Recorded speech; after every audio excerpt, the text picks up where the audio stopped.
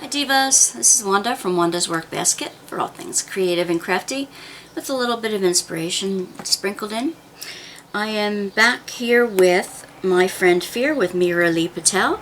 This is a Fearless Friday and I am going to be continuing working on putting gems on the wooden pieces.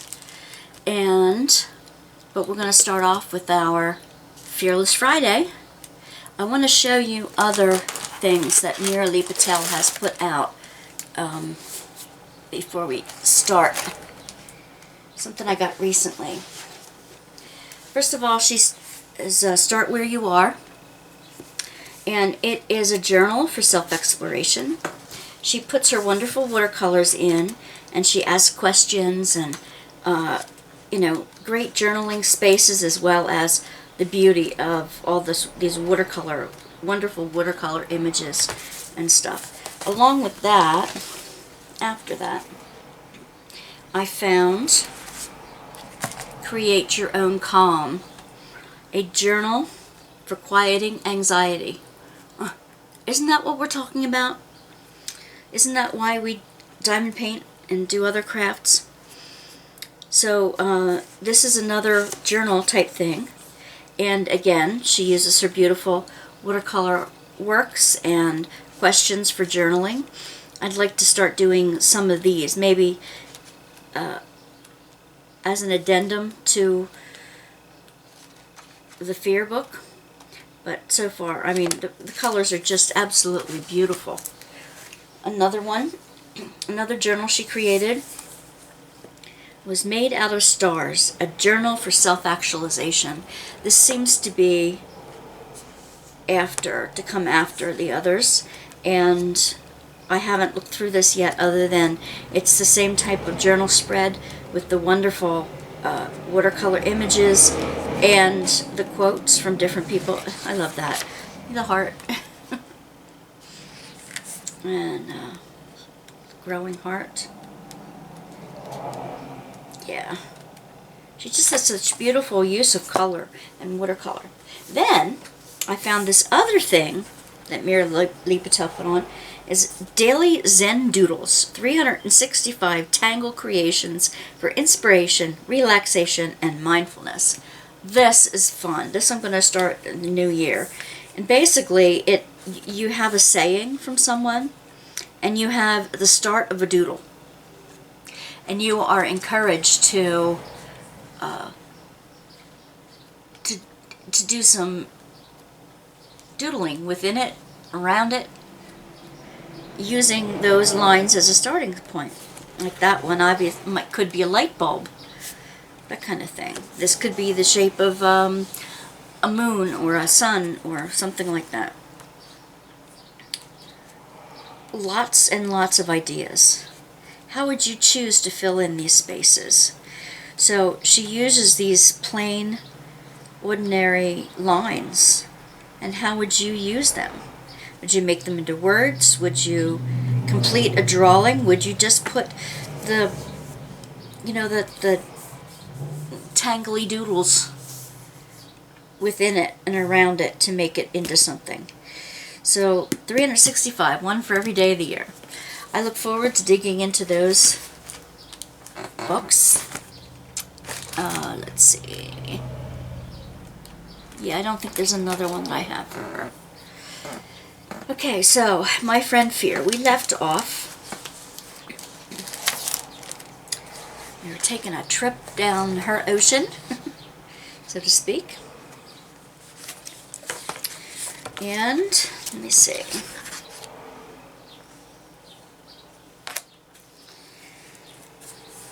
We were talking about, were we on that one, 36? I know we were on that one.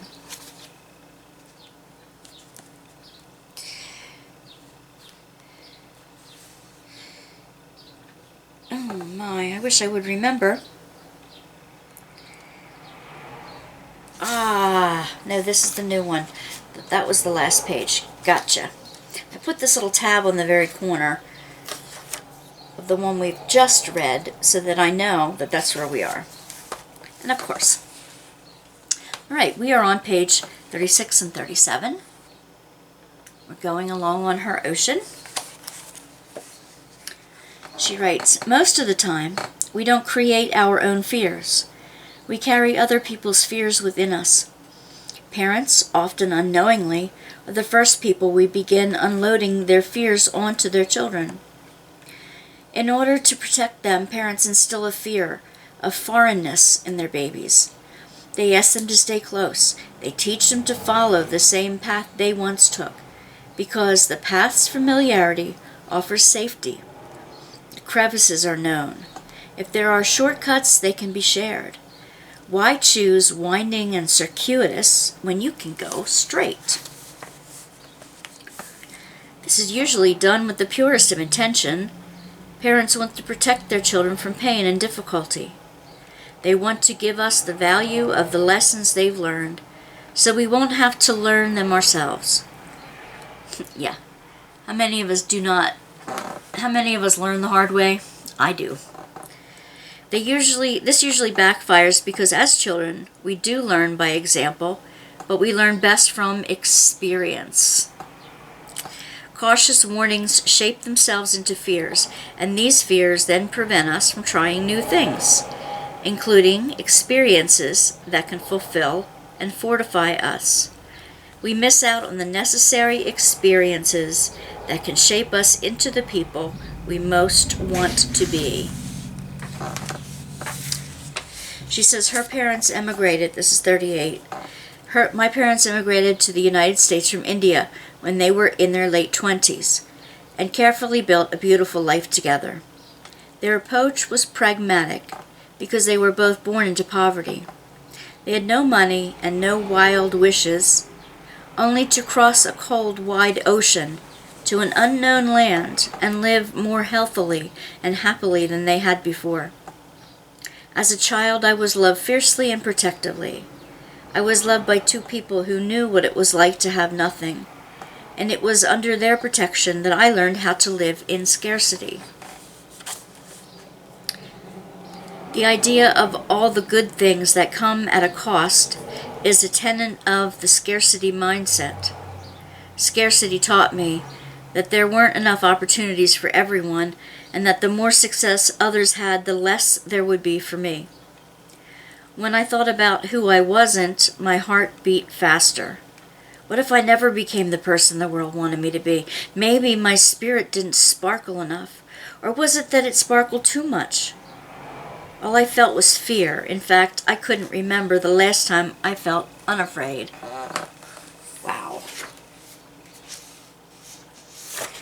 And the question she leaves us with on the next pages was, when was the last time you were unafraid?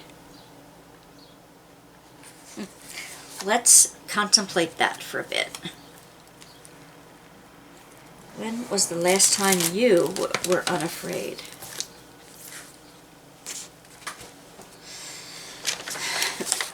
That's a great question. Okay, what fears did we get from our parents?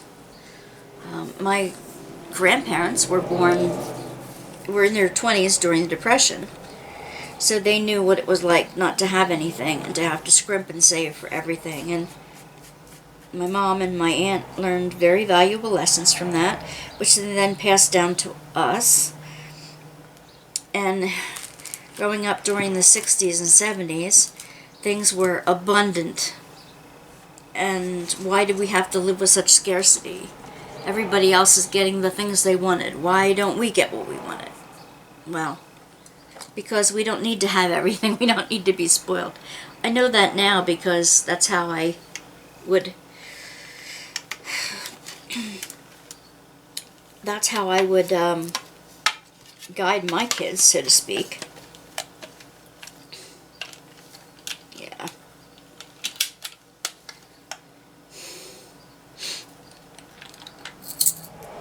But I'm going to put these on the antenna because they seem to be the best size, and my antenna are dark blue, so I'm going to use some dark blue bling. And really, I've gotten all these things from Oh, I can put 2 rows of bling there. Maybe I could do it this way. So, I think my parents and grandparents made me cautious. I wouldn't say afraid, but cautious about using up everything I've got. And oh my goodness, you wouldn't believe it. I mean, my grandparents, my grandmother's, oh gee, my grandmother saved Sucrets boxes, you know, the cough drop boxes from way back when. She would save the little bread tags, the little plastic squares that come on the ends of bread, and she would use old dresses and things like that, take them apart, and save the thread that she would rip out from the seams and things, and wrap it around this little bread tag, and stick all the tags in the little Sucret boxes. The thread isn't good anymore, it just sort of falls apart when you put the least little bit of tension on it, but it was so funny because, you know, I found so many of those. Okay. I found so many of those.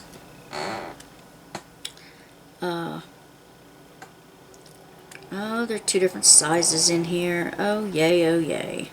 Great. Well, maybe the bigger ones can go in the center of the 2. Maybe that can be that. That works.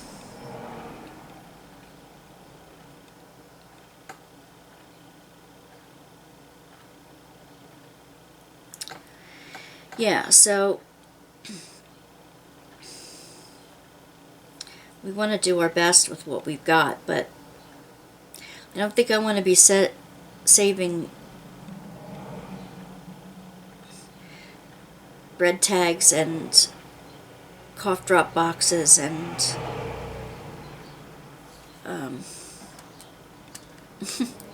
popsicle sticks and cherry pits. She used to, the sour cherries that grew out in the yard, she would save the pits and make them into bean bags. Now I loved that because it was fun to have homemade bean bags, but you can see where that could be a problem. Where do you keep all this stuff? Where do you, you know, how much time do you have to work on things? Well, of course, you know, grandparents, the grandmothers, they stayed home. Mine did. And raised their kids, and they did that staying home. So basically she had lots of time that she used to do that with.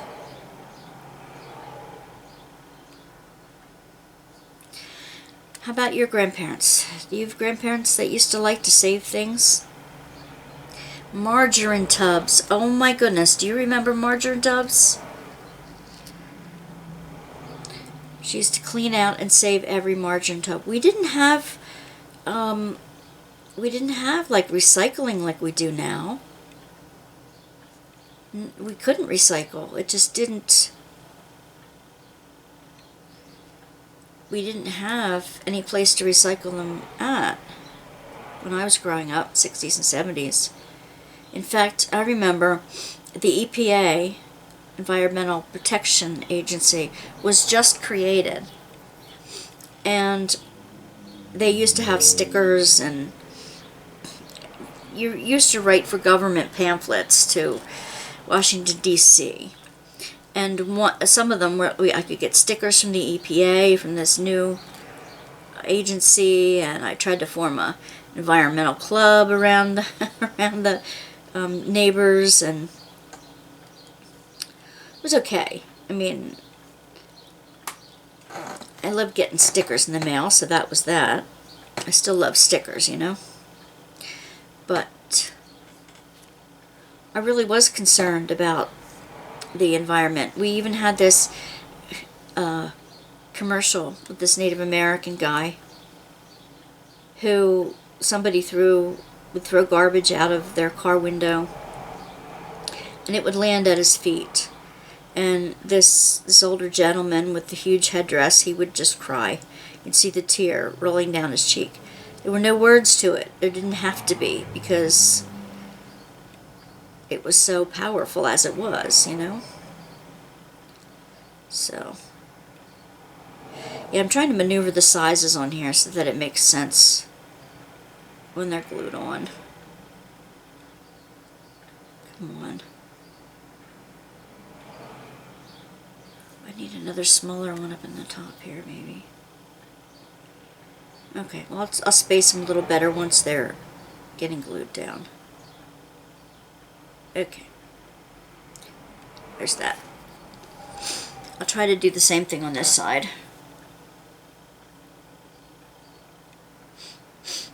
Because they'll be dark blue. And I want to glue some along the top edge as well. And I thought maybe these, if these were consistent, that I would glue around the top edge. So yeah, I think I can do that on both butterflies. Start in the middle. Let me do it this way. Come here, you.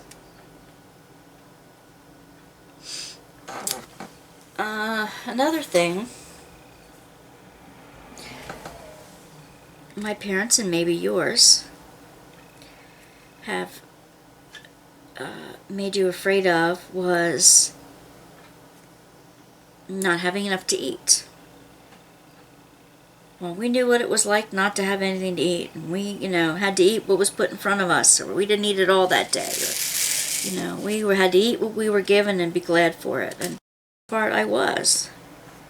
There was a time when, and your parents try to make you eat Brussels sprouts for the first time. I mean, seriously. I wasn't ever afraid of, going hungry, per se, but Mom would say, you have to eat everything on your plate. There are starving kids in Africa. And it didn't make any sense to me. I used to say, send it to them. I was a smart aleck, if you can tell. I was a big smart aleck. And little did I know the sense of humor the universe has, that spirit has, that later on I was sent to Africa for 3 weeks with our seminary. And whilst there, I did end up giving them my dinner. And I saw some kids playing in the creek while their moms washed clothing in the creek. Behind us, we had taken a really long, long walk into the jungle to see a waterfall. Gorgeous waterfall. So glad we went to see it. This was in Ghana. And I had some beginnings of heat exhaustion by the time we got back to the area that we were meeting each other in. And so I couldn't eat. And I asked the guide, I said, well, what do I do with this? I don't want to throw it out. And he said, turn around. And I turned around, and here were the young people, the girls and boys, standing behind us, waiting to get fed, waiting to see if we had any leftovers. And I turned around, and, we didn't have the same language or anything. They spoke their native language. But all I had to do was hold it out to them, and they came running over. And this was chicken and rice. It wasn't anything special. There was 12 of them and only one of me. So my box of goodies wasn't that packed full. But they did the most unbelievable thing I think I've ever seen. These 12 or so kids shared my one meal, and they ate even down to the bone. They ate the bones and all of this chicken, and they shared the rice. 12 kids sharing the rice. It blew me away. It was one of the first days that we were in Ghana, so I had nothing to compare it to at this point, but oh my gosh, it was so impressive. And then when the other students saw that, they started giving their meals away as well. And these are going to go around the outside edge. That's why I have them here. They're going to go around the upper outside edge. That one doesn't look the same. It's fancier. I want to make sure I have enough of these, and that's why I'm going around. So, we had to join the clean plate club because we were afraid of that we would go hungry. What if this was your last meal? And we're not that. We don't even know where our next meal is coming from because this, that, and the other thing. We had some very lean years as a family, so I can understand how cautious they were about eating everything on your plate. Made sense at the time. But being part of the Clean Plate Club, it's very hard when you're an adult to then go on a diet because you're told to eat only until you're full. But what if there's some more left on your plate? You'd be wasting it. Another thing that I think about is that an animal gave its life so that I might have life. And I don't want to waste anything that's animal protein that an animal gave up its life for me to have. So I don't want to waste any of that either. Now, those of you who know me, as you look at me, you can tell I have not been in want of a meal for a very long time. And I don't know how many of you, if you have diet problems or anorexia or whatever, kind of blame it on the fear of maybe not having enough, or the fear of what people will think of you if you have a couple extra pounds on. Things like that. There are a different animal altogether.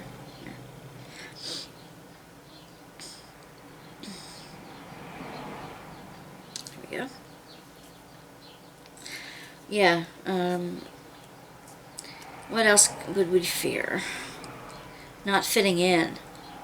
Oh my gosh, I wanted the latest clothes, and I knew, again, couldn't afford it. So in school, I was always afraid of not fitting in. I was afraid of what people were saying behind my back, and we all go through, some things like that. Wondering what our peers think of us, not wanting to be teased, whatever the reasons are. So I was always concerned about what I wore, and I think I originally went into fashion merchandising when I went into college because it was a great excuse to try to find the latest clothing or create the latest clothing. I was in clothing and textile science, so all throughout 4-H I sewed and was in dress reviews and that kind of thing, and I did pretty good, and I had relatives who sewed very well and who encouraged me in that area.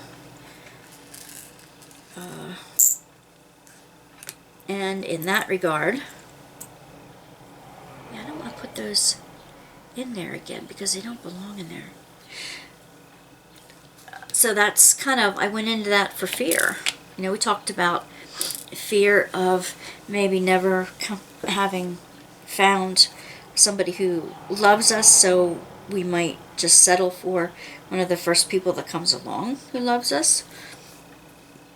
Hopefully that works out. Don't know that it usually does.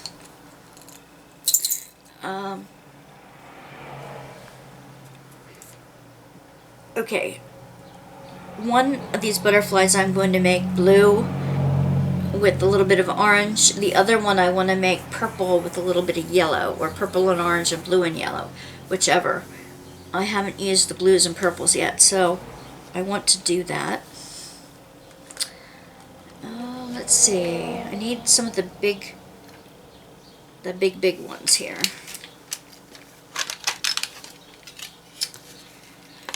Oh, that's turquoise on the one end. I don't want turquoise really. I could, but I don't. I'll wait for the mermaids for some of those. Yes, I have a lot of bling. I have so many more bling kits to make that I will always have something. These are dark blue. They don't have to be real dark blue, but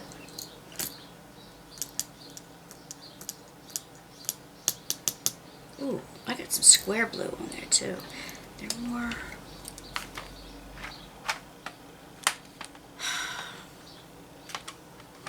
I don't know. It's hard because they're not the same shade of blue, but they don't have to be, right?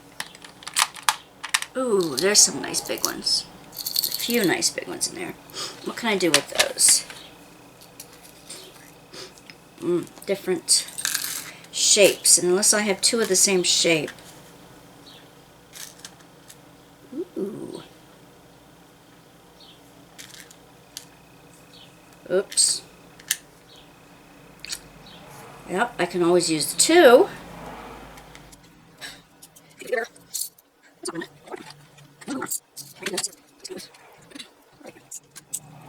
These?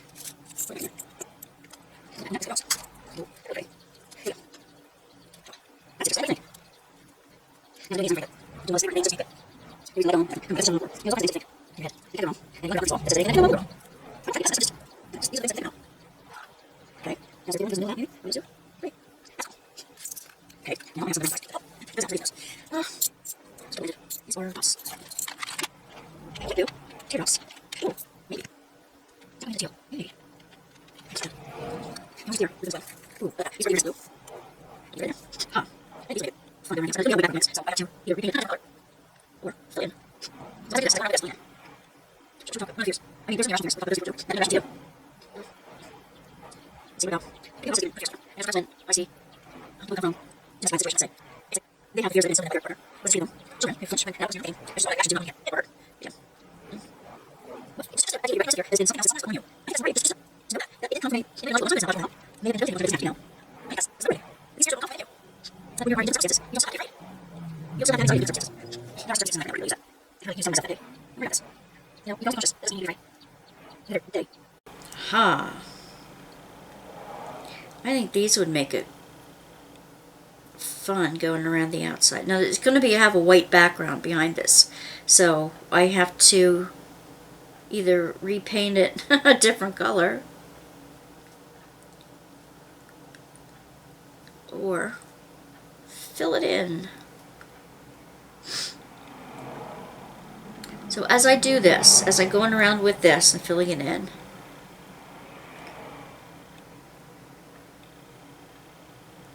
what should we talk? What other fears? I mean, there are so many irrational fears. We've talked about those before too. That they're not irrational to you.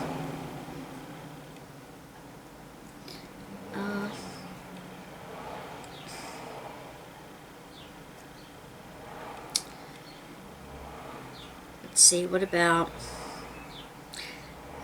who else has put fears on you? I know sometimes when I see people who come from domestic violence situation, let's say, it's like they have the fears that have been instilled in them by their partner who has mistreated them.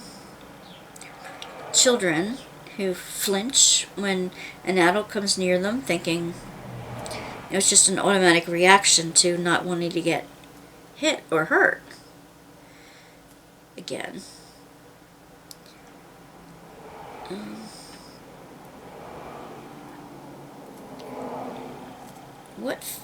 Just the idea that you recognize the fear that has been something else that someone has put on you. I think that's liberating. Just to know that it didn't come from any. It might have been logical at one time, but it's not logical now. It may have been debilitating at one time, but it doesn't have to be now. I think that's liberating. That these fears don't all come from within you. That when you are in different circumstances, you don't still have to be afraid. You don't still have to have anxiety for different circumstances. There are some circumstances in my life right now where I could really use that. I could really use telling myself that, hey, don't worry about this. You know, you can always be cautious, but that doesn't mean you need to be afraid. The other day, we were told that there might be some job changes at my husband's work, and they said that there might be some layoffs. There have been some layoffs. He wasn't on one of the first rounds of layoffs, but there still might be some coming up. And, immediately I got frightened, just like any other time that he's been unemployed. How are we going to get our bills paid? How is this going to happen? How is that going to happen? This and that. We have started, and we don't want to, I have school loans, I have car loan, and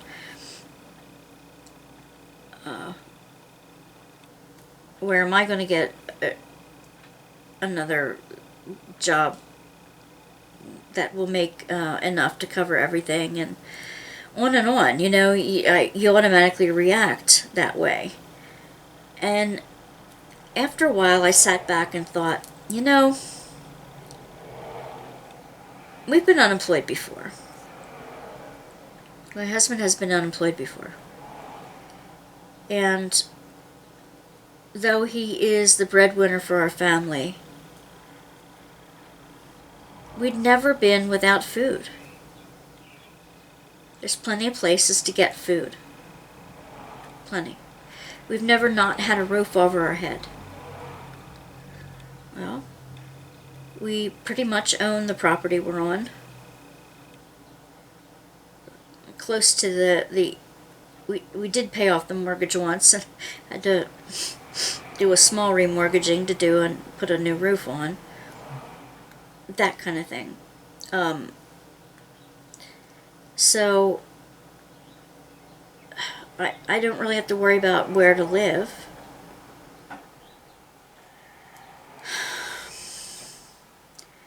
That kind of thing. And so we've always made it before. We've been worried before, but we've always made it before.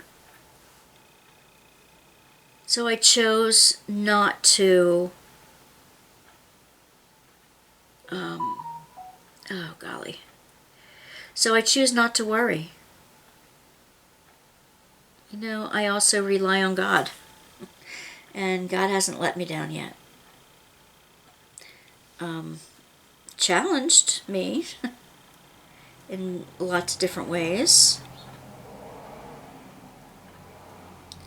Tested my resilience to think of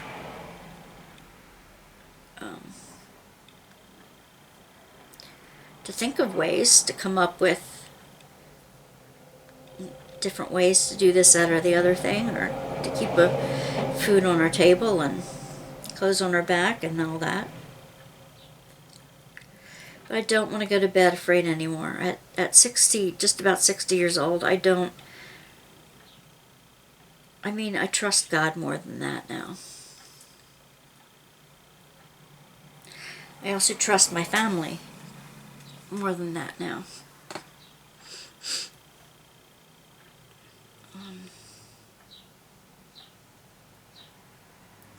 Family doesn't leave you in precarious positions if they can help it. So I trust. I'm not panicking anymore. I'm not going to do it. Hopefully you can see some wisdom in that too. And, I agree with Meera when she says that, we learn best by experience. Oh, I truly, truly believe that. And many of us, myself included,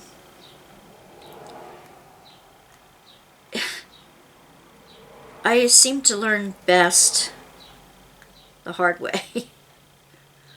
I want to believe you, but I want to do it my way anyway to see if it's going to work. I just have a feeling it's going to work, and then when it doesn't, all right, well, I learned the hard way.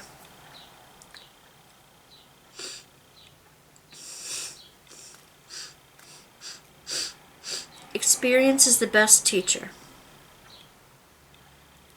She can sometimes be a cruel teacher, but experience is the best teacher because you do not forget those lessons.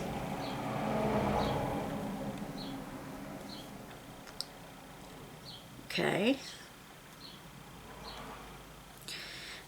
So as I go on and do this, I encourage you for the week ahead to, when fears come at you or anxieties come at you, take a step back, take a deep breath, and say, is this fear real? It may feel real, but is this a fear that somebody else has put on me? Where did it come from? Especially if it's an irrational fear.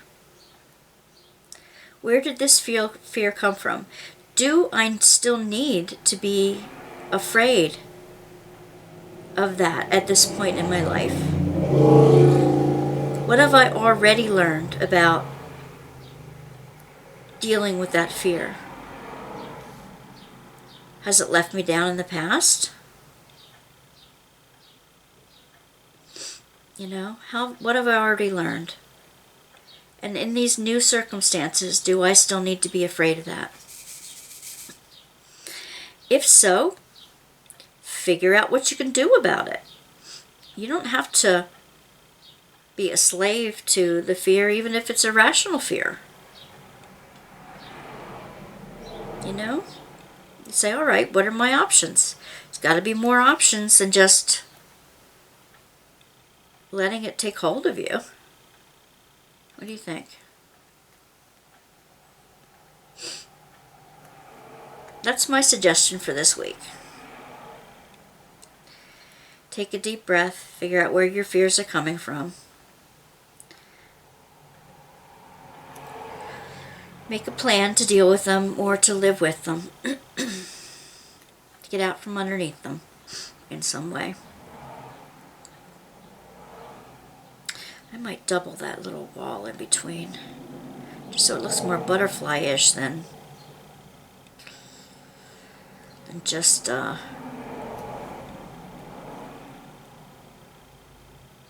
yeah, I could probably do that too. Divide it off into sections. Anyway, I'll take a picture of it and show you at a later date how it turns out. I'm thinking putting maybe using these to divide out sections.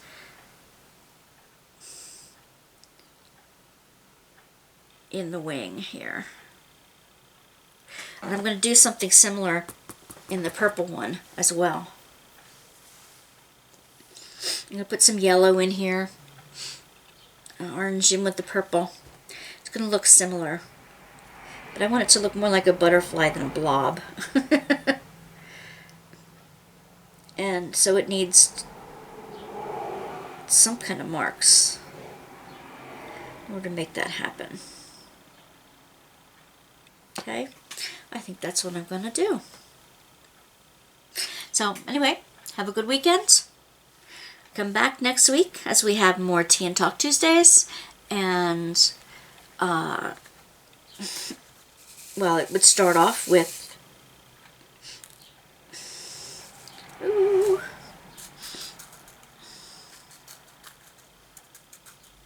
with Mondays. What do I call Mondays again? Good grief. Oh, my brain, I'm telling you. Anyway, for Tea and Talk Tuesdays, for Crafty Thursdays, for Fearless Fridays, for What's in Wanda's Workbasket Wednesdays, and all the other days in between that I jump in and out to chat with you and do our diamond paintings together. Okay? I wish you a wonderful, blessed days to come. All right? Like and subscribe. Bye.